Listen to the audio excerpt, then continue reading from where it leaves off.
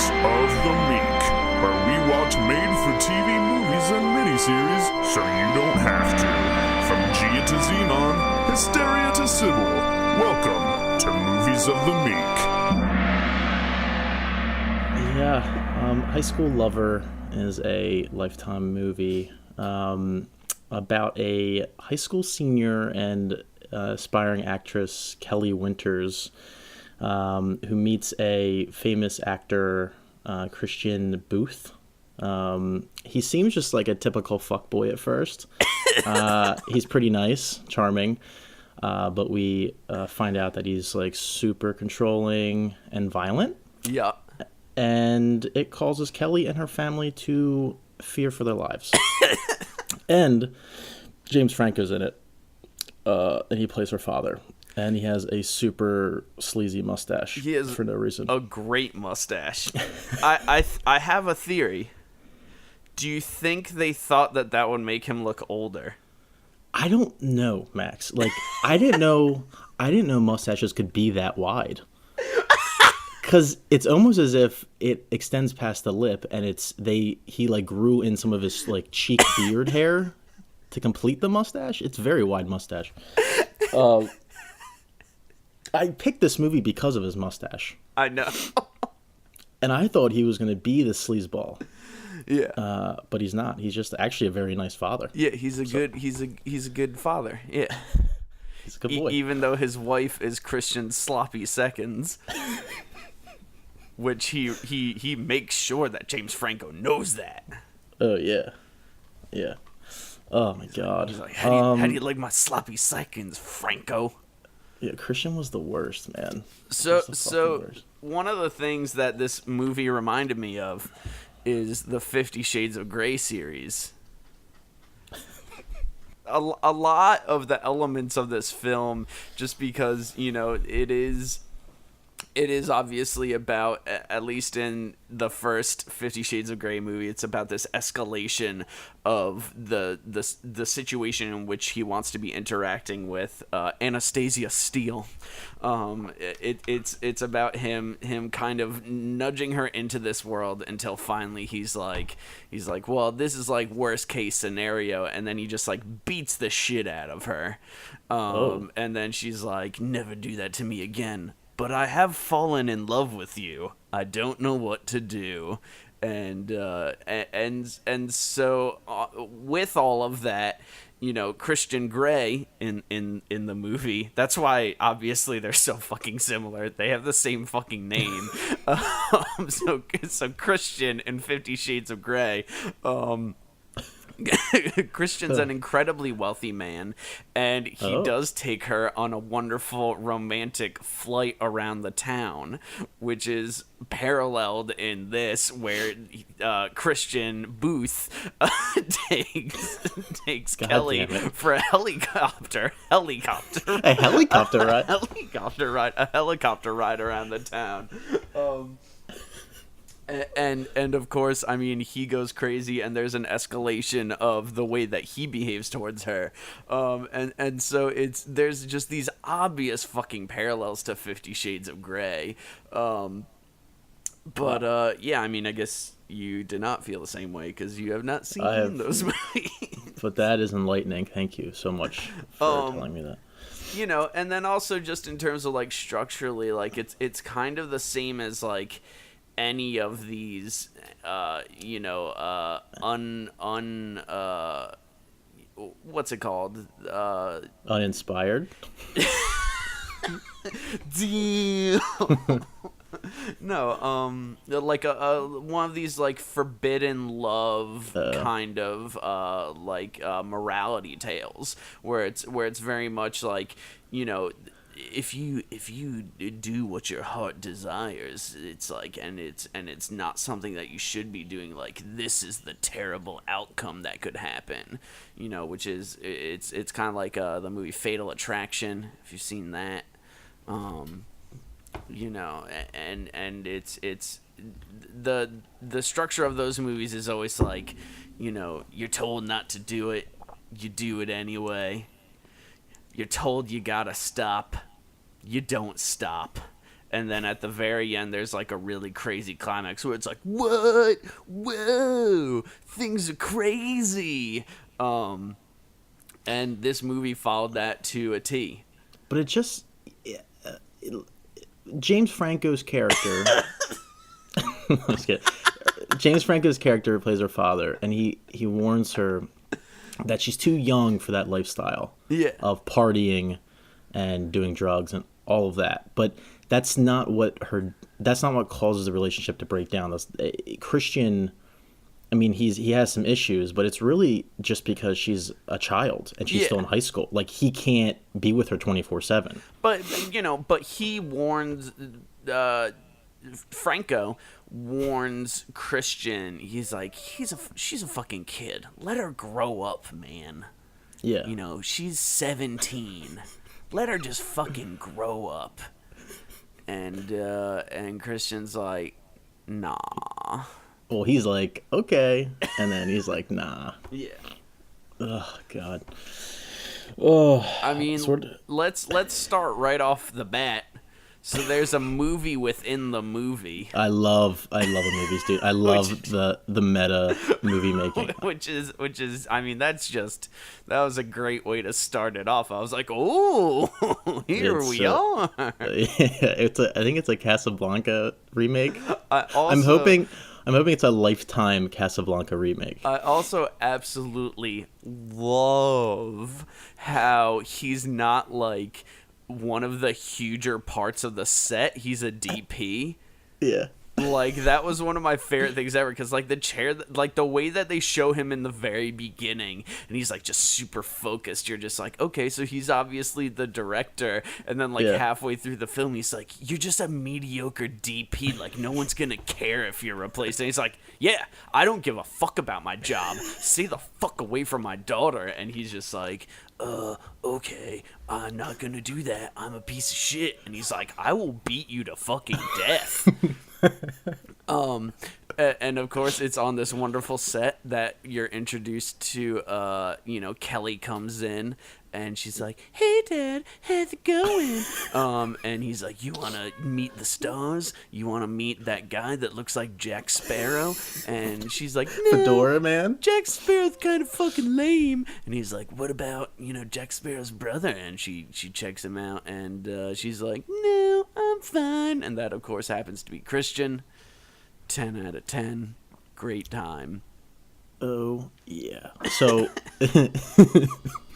Oh my God. Now, I feel like we just gotta talk about all the characters first, because I love all of them. So that was the next thing that I was gonna get into, because then it shows her back home. She's getting ready for school. She's on the phone with her friend because she's trying to figure out what she's gonna wear, and her friend goes, "I look super good today, so I want you to keep up." Yeah. I love their teenage banter, Max.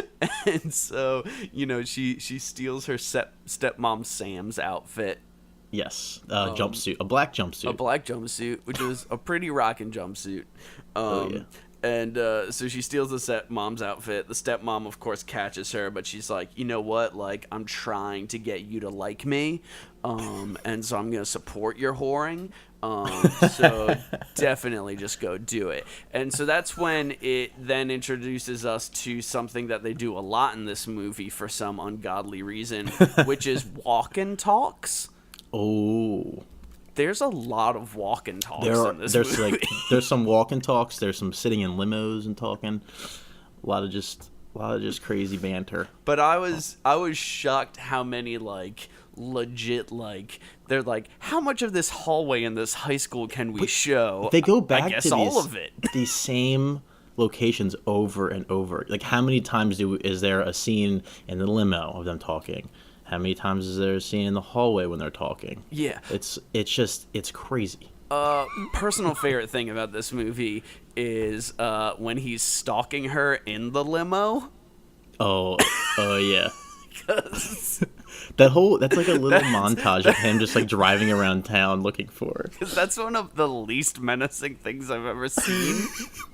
Yeah. And I know they're trying to make it terrifying, like he keeps showing up, but it's like at the very end of like 2 sequences of him showing up in a limo and just like staring at her from outside of her house.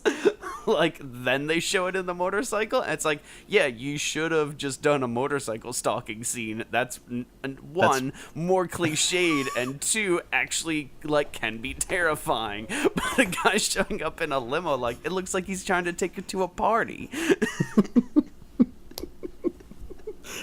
Yeah, it's that whole sequence is amazing.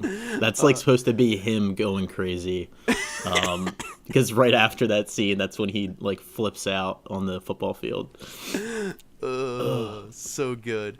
Yeah. You know, they decide to go to this party, you know, in the big city. Yeah, her Allison and Larry, I think his name is. Yeah, Larry. Dude, Larry's the shit. Larry was the peak of this film. I love him. He said dope. He said dope like 10 times in this film. Yo, that's dope. Yo, that's dope. This party's gonna be dope. I also said dope 10 times while watching this movie. But yeah, they go to that party, get invited to that party. And then that's when they find out that it is an Ox Brothers party. Is that what they said? Ox Brothers? I thought they were saying Box Brothers. I thought it was Ox Brothers. Okay, that's fine. Because then he starts like thrusting, and he's like, you know, like an ox. Oh, but yeah. So she her and Christian lock eyes at the party. Yeah. And he's with his crew. Journey. He's the fedora man, and then the bisexual man who just like makes out with Larry and Allison the rest of the movie. I loved him. Yeah.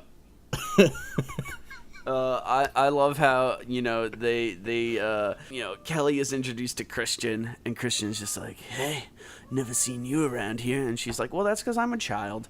And he's just like, interesting. So you trying to get out of here? And she's like, yeah, I guess so. And he's like, tight. So let's get in my limo. And then Larry just instantly starts doing lines of coke. Oh yeah. That was like my favorite thing ever. Yeah. And Kelly's like, no, like, I'm not gonna do some champagne. And meanwhile, Larry's in the background be like, oh yeah. Larry is down immediately. Christian, you know, when she's refusing to drink any of the champagne, he's like, how old are you? Wait, don't tell me. Which I think perfectly sums up this film. Yeah. It's just and I think the funny thing is she's 17, right? And that's legal in New York. So she was completely legal the whole movie. Really? Yeah. So it doesn't matter that she's 17. So I have some interesting math here. Okay, so let's keep in mind that the James Franco is a director of photography for a film set, and so let's I don't know, assume that he went to college and got his bachelor's. Okay. Mm-hmm. So we find out that Kelly's stepmom Sam is 26 years old. Okay. Same age as Christian. Same age as Christian. Now, we also find out in a throwaway line that, so Christian is 9 years older than Kelly, and Kelly's dad is 10 years older than her stepmom. Okay? So 20, okay. So he's So 36? that means that he's 36. Now, Kelly is 17, so that means that James Franco had her at the age of 19. So he had her before, or when he just got into college, if he did go to college. Yes. Look at the life that they have.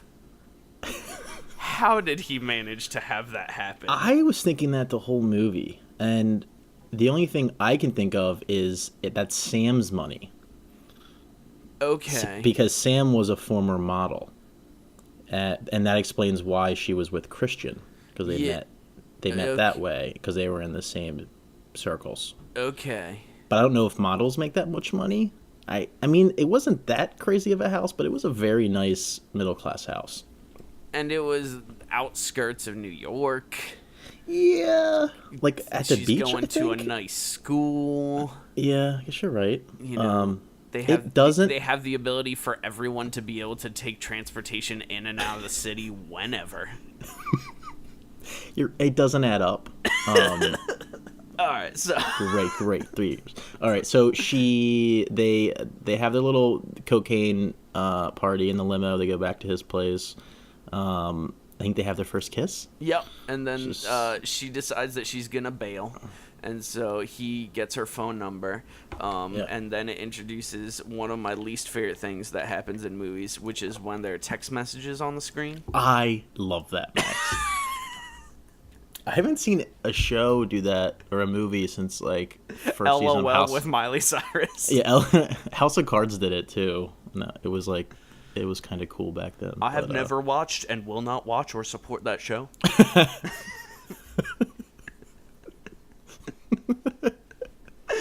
Good for you.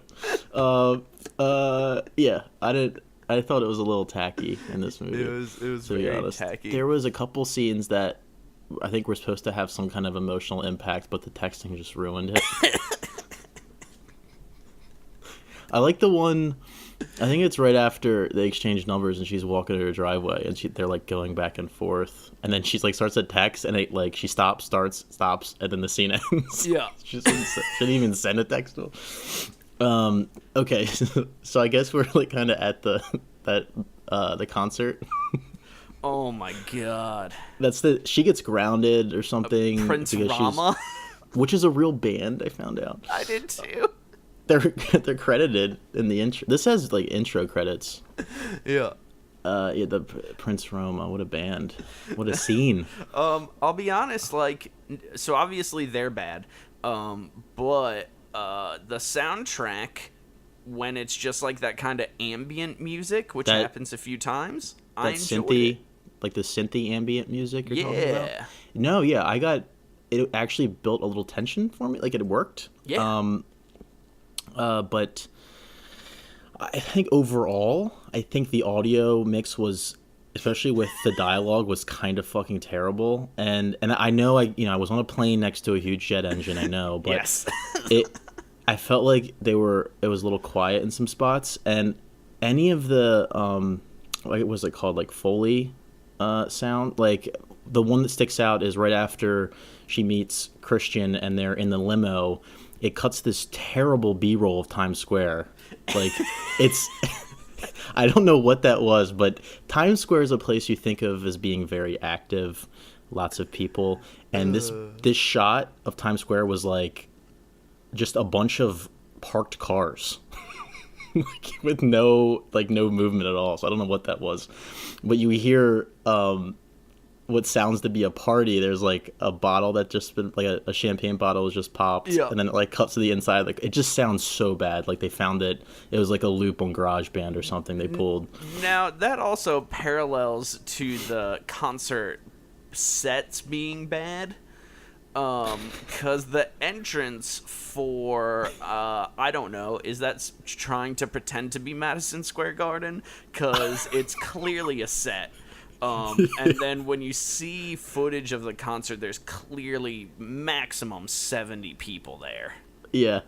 And that's why, it's like super focused, like mid shots of the concert, because they're like, can't do a wide. Do you cannot show that this is a set and cannot show that there's only like 50 people here.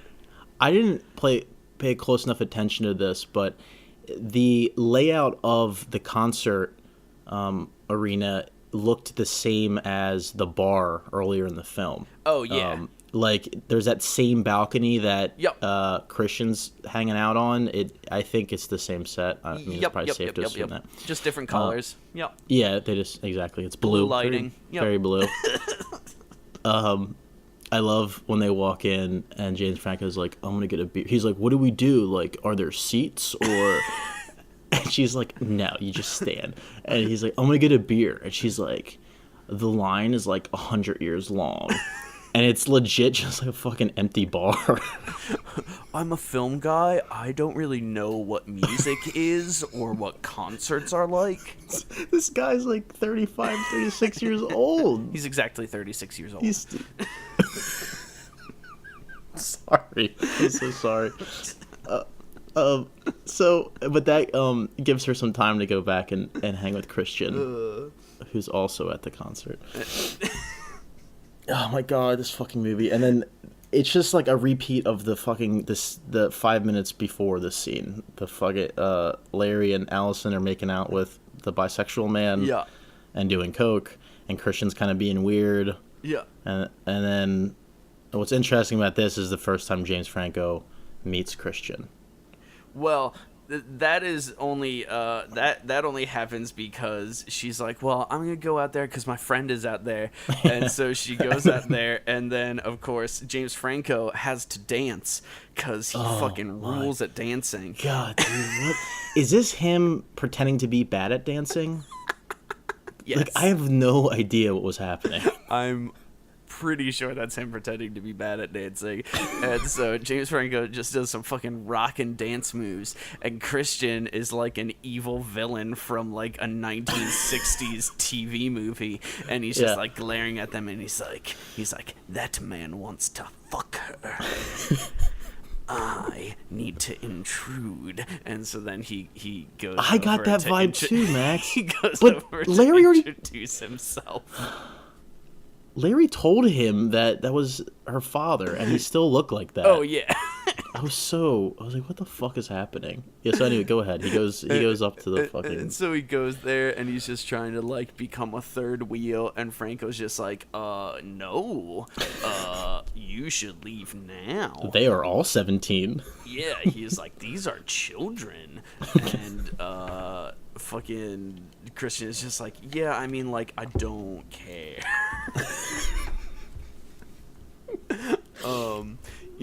But neither does fucking Kelly, and so she keeps the relationship going. And so then there's this like there's this weird, once again, it's another walk and talk that happens where it's between, was it Christian and Kelly down the beach? Immediately afterwards, where they decide to continue like seeing each other. They have like a little date night, and you get a little bit of his backstory. Yeah, in that get his the backstory. Only time you get any backstory with him, and he is just an overworked. He was an overworked child actor, and he's been working since he's 5. All of that walk and talk is 80 yard. And that entire beach scene, the dialogue is just delivered so flat. It's so bad. It's so terrible. I mean, yeah, Kelly and the guy who plays Christian are fucking terrible in this movie. Yeah. Just overall terrible. And then, so Franco's pretty good, except the scene where he confronts Christian on his own set and he's yelling, he doesn't go all the way with it.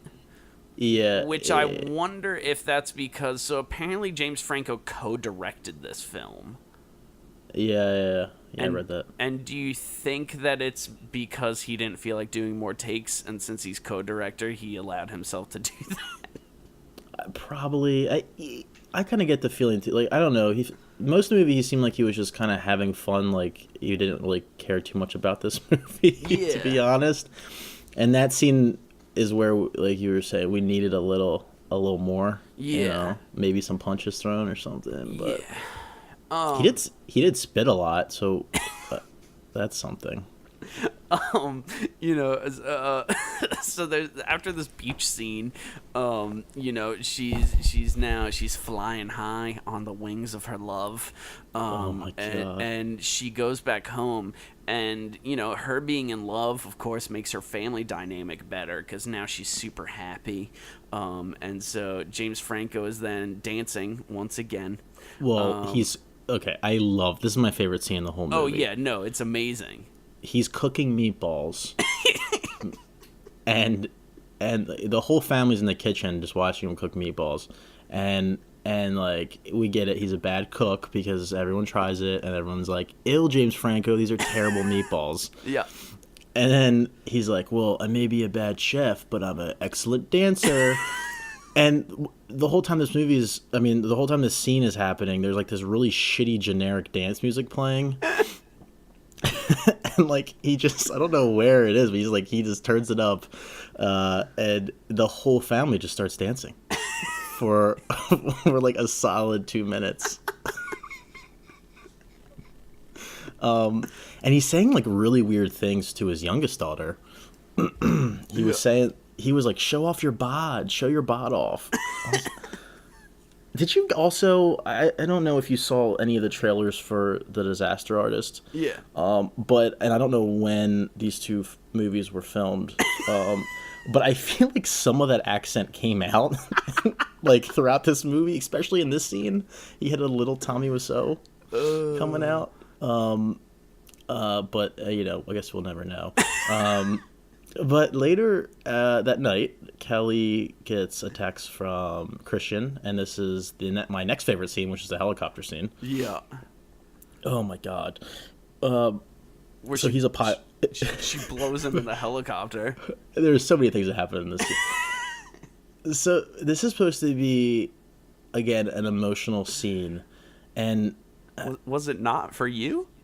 Well, the way that their decision to have all the audio come through the helicopter helmet mics was very bizarre, I thought. And it sounded terrible. It's trying to be realistic, and they succeeded. They did. I felt like I was in that fake helicopter. There was no motion in the helicopter. It was just like they were just sitting in this pod. Then it would cut the B-roll. Between the two of them, there was no motion outside the helicopter either. This is true. It's very true. I don't know what they were talking about in that scene. I think it was about their relationship or something, and then you're right. She does blow him. Yeah, and he takes pictures. Yeah. Which he sends to James Franco later. Yeah, because he's a good guy. That's honestly the first time, like, on my original viewing, I did watch it twice. I was like, he hasn't really been that much of a creep so far. This was the first time he did something that was kind of a little weird. Yeah. Besides trying to go after a 17-year-old, but yeah, that was a little bizarre, him filming the blowjob. Yeah. Yeah, what happens next? I mean, so after the helicopter blowjob, she's once again flying high. She's just loving how great she was during that helicopter blowjob scene. And she's just like living it up, and she's just like, everything's great, school's great, life is great, love is great. And then her friend hands her this magazine at school, and it shows that Christian is in a new relationship with some model. Yeah. And she's like, oh my god, how could I be so stupid? And then she goes into the school bathroom, and it's just bawling her little eyes out. And then she's texting Christian, and she's just like literally opens with just like, fuck you, Christian. Yeah, I was like, it's a little you're jumping the gun a little bit there. He's like, you go to hell. And it's like, he has no idea what you're talking about. And so then he says that, he's like, I don't know what you're talking about. But also, she knew that his whole crew, they like to fuck girls. Yeah, that's what they do. Yeah, the Oxbox brothers. The Oxbox brothers. And so then she instantly comes to the conclusion that she's never seeing him again, and that she has broken it off. And then this movie goes into the wonderful cliche of rich guy filling a room with flowers. This is a pretty short part of the film. I mean, he wins her back pretty quickly. Yeah. Now it takes a little while, and he gets kind of mad because like he invites her to something, and she's like no, like, I'm done with you. And that's when this is the real turning point where we see how crazy Christian is, where he shatters a glass in anger, and then Christian ends up showing up to Kelly's sister's quinceañera. But that's when you find out, when Christian shows up, Sam, Kelly's mom, is like, ew, like, I dated Christian, and he's like, ew, ew. And then Franco is like, ew, you dated Christian? And she's like, ew, yeah, I did. And she's like, he's like a monster of a person. He should really not be here. And yeah, that's when they decide that they should continue seeing each other immediately after James Franco confronts him at the beach, and he's just like, you fucking better never come near my daughter again. Just let her grow up. Let her turn from a small child into a small woman. And Christian is just like, yeah, like, I'm gonna do what it do because I'm rich. And then Christian and Kelly have sex for the first time. A beautiful, beautiful sex scene. Just romantically lit. Very tasteful. Yeah. Oh, Jesus. So they have sex for the first time. Yeah. And then I believe things are kind of peachy for a little bit. They're peachy between the fade to black from the sex scene and then the fade into them at the school, and she's hanging out with Larry and she's having a great time, and then Larry hands her his school jacket, and then Christian sees that and then goes and beats the shit out of Larry. Oh, you're right. I thought there was a little more. I thought there was a little more space between those two. Nope. I guess not. Oh, that's terrible. Larry, I mean, it's the movie establishes, and Christian has seen it, Larry is either gay or bisexual. Yeah. Because he's making out with the bisexual man, and I wish I knew his name. Larry's gay, that guy is bisexual. Okay, gotcha. So, and I think they even say, yeah, Larry's gay. And Larry, when he takes both of the girls to the prom, he says, I'm a straight man's dream. Yeah. Yeah, I love Larry. He's dope. He's so dope. He's just like me with two beautiful ladies. Come on. But he gives Kelly his jacket, and then like gives her like a little kiss because he finds out that she finally slept with Christian, and he rolls up right when Larry kisses her and like freaks the fuck out. Yeah, and he does a forceful kiss against her. Yeah, and Larry sticks up for her like because he's a fucking man. Yeah. And Christian just kind of like pushes him, chokes him out. I think the next thing is the prom, right? Kelly's all distraught over what happened, and they convince her to go to prom. Yeah, and that's after, she basically is convinced that, like, Christian's garbage, like, she's not gonna fucking deal with him. Yeah, like, we get one of those awesome texting scenes. Exactly. In a group chat. Like, instead of just having them talk, they're all... Which, I don't know, I guess that works. That's probably how it happens in real life, right? And then, like, Franco, basically is like, if you fucking do this fucking shit again, I swear to God, I'll fucking end you. And Christian sends in the BJ video, and Franco is disgusted. And then there's the prom. So yeah, Kelly's just like doing her thing with her friends, and they're dancing. And of course, Christian shows up, as he does. Yeah. And he freaks out again. Yeah. I believe Larry throws himself in front of Kelly again. Yeah. This movie has a lot of that, just the same fucking scene over and over again. And then, yeah, that's when shit goes crazy, because I think that what follows is the big finale at the house. Or no, we're forgetting about the James Franco. Yeah, which we already talked about, but yeah, James Franco goes into work, and Christian's actually like talking to his, I think the director, his boss. And James Franco's like, "What the fuck you doing here, Christian?" Yeah. And at this point, Christian is just taunting James Franco. He says like some weird shit in this scene too. He's like, "I heard you've been spinning little lies about me to Kelly." Yeah. Like, what are you talking? Like, no, you fucking choked her best friend out. Like, that's why he doesn't want to see you. There's also, right before all this happened, there's the scene where Christian runs after Sam on the beach. Oh yeah, and he decides to just basically talk shit to her. And he grabs her too. And he grabs her and throws her to the ground and says what is easily my favorite line from the film, which is just, "You look older." It's like, yeah, because time passed. He's such a fucking dick. Like, that's what happens. Fucking idiot. He doesn't look that great. He's not. I don't know. He's not. If I pictured ageless. what he looked, if I pictured what he looked like younger, he does not look good. I forgot about that beach scene. The second beach scene, or the third beach scene. It's the Sorry, third excuse beach me. scene. The third beach scene. So many walk and talks. That was definitely filmed in LA, right? All those. Oh, yeah. And all like anything that has characters outside was filmed in LA. Yeah. And anything that was B-roll of New York was just stock B-roll. Yeah.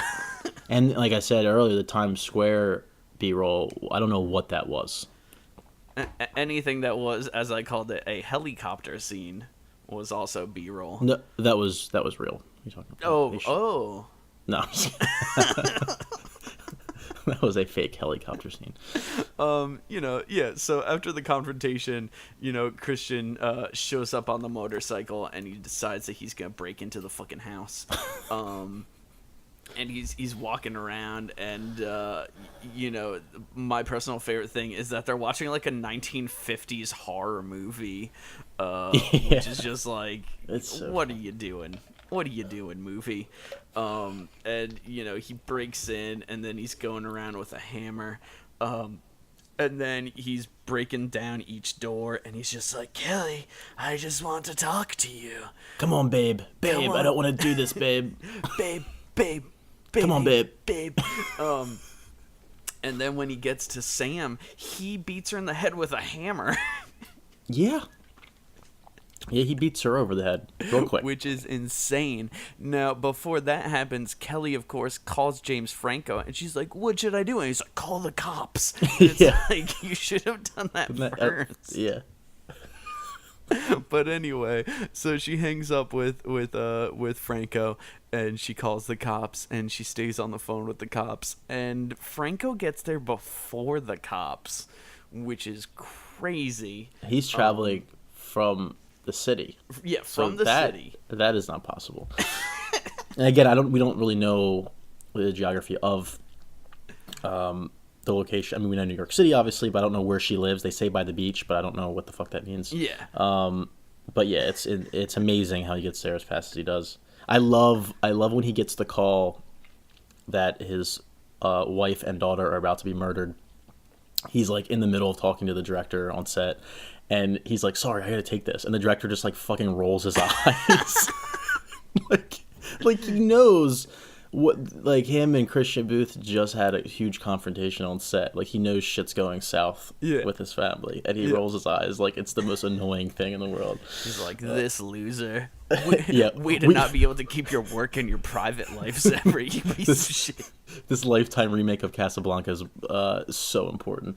So he gets there, and then I believe Christian's like trying to rape her or something, or and then there's it brings us back to the wonderful teachings of David Mamet, which I've talked about before. So Kelly uses the necklace that was given to her by Christian. She tries to use it to choke him.